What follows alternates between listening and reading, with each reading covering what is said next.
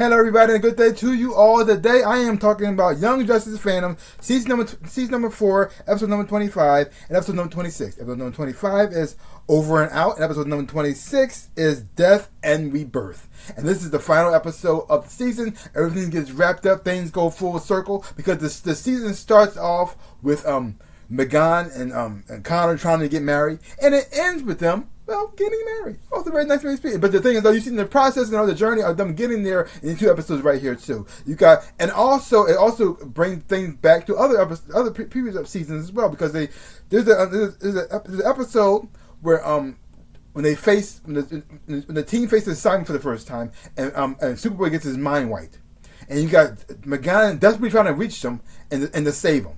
And just like before, when his mind got messed up and all got corrupted and messed up, she had to get inside his head, remind him of who he is, and he came out of it a better person.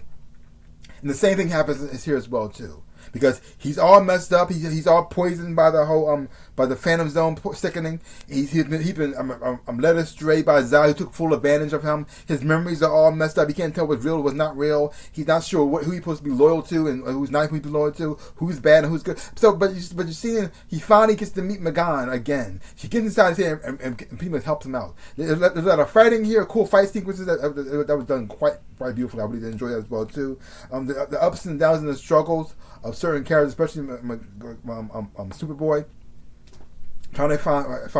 finally finding the love of his life in here as well too, and just watching the team finally come back together. Now, a lot of episodes in the season didn't quite I guess you could say go together really, because you had the whole Artemis storyline, which didn't quite.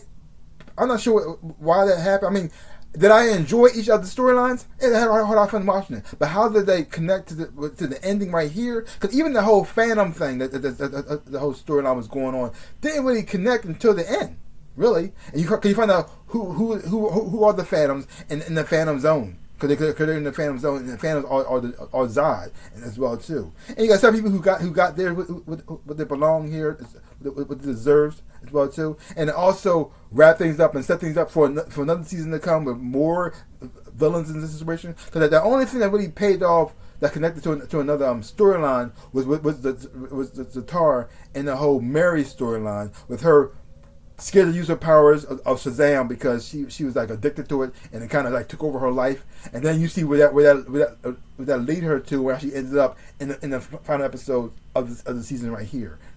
It also sets up for more characters to come and more connections to Superman as well. And they're taking stuff a little bit from the storyline of Batman and Superman.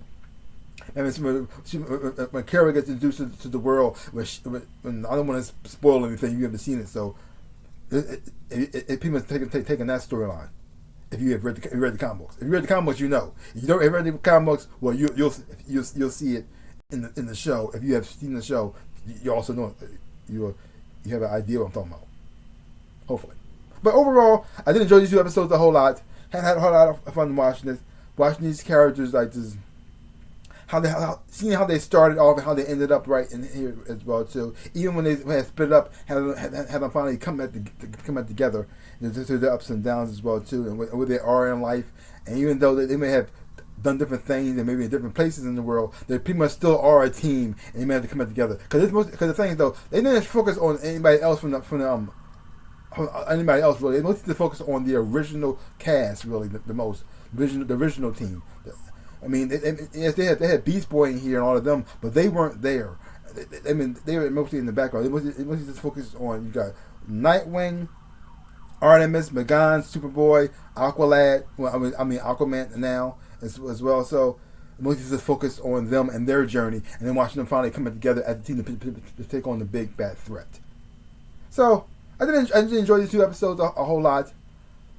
Hopefully that does get picked. Well, I think it got picked up for the next season. I don't know if it's gonna be the last and the final one or not, but I'm looking forward to see where it's gonna go from here, because things are gonna get really insane. And the storytelling that they did for this season was quite interesting, because it felt like it was 3 different stories even though a lot of them didn't really connect, I did enjoy the subject matter they were talking about, the thing that they were discussing, how each character like evolved and grown from who they are, from what they are in life, how they're changing, some in a positive way, some more in a negative direction.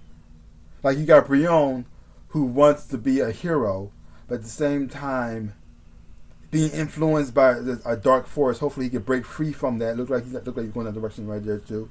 You have characters like Violet, who discovering who she is and where she belongs and so on as well too. And we also got that nice, good, happy ending at the end with Superboy and Megan. And it looks like what this show is setting things up. It looks like that Saturn girl, maybe a descendant of theirs. He maybe their granddaughter or daughter in some type of way. I don't know.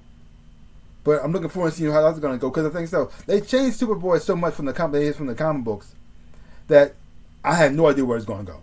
I have no idea, because Superboy in the comic books has all the power. Pretty much has all the power of Superman. He also has this extra power called telekinesis, which they barely use now. And his personality was mostly towards Wally, really. When Superboy first came out, he was very cocky. He didn't want to be called Superboy. He wanted to be called Superman. He liked to flirt with girls, and he liked to show off. He always wanted to show off his power, how powerful he was. But as time went on, he matured and he grew as a character. But seeing him, how he started off here, very angry and very angsty, and then all the experience he went through and finding love with Megan, slowly becoming more mature, he started to become more and more like Superman. Even though he didn't have all the powers of Superman, his goodness kind of won over, and he became a more mature character. And seeing him slowly regress right here into more of his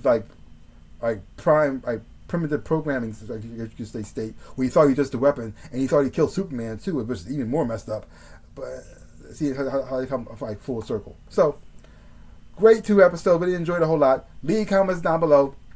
Let me know what you thought about these episodes right here as well too. If you haven't watched it, check it out for yourself. Hopefully you watch it, you would enjoy having watching it as well. Also, links down below, connection to my social media. You want to follow me there, and also to my store where I sell merchandise. You want to buy that stuff and you buy anything, I just want to say thank you. Like I always say, in my dreams of a life, I am the Ninja Rabbit. Peace out, people.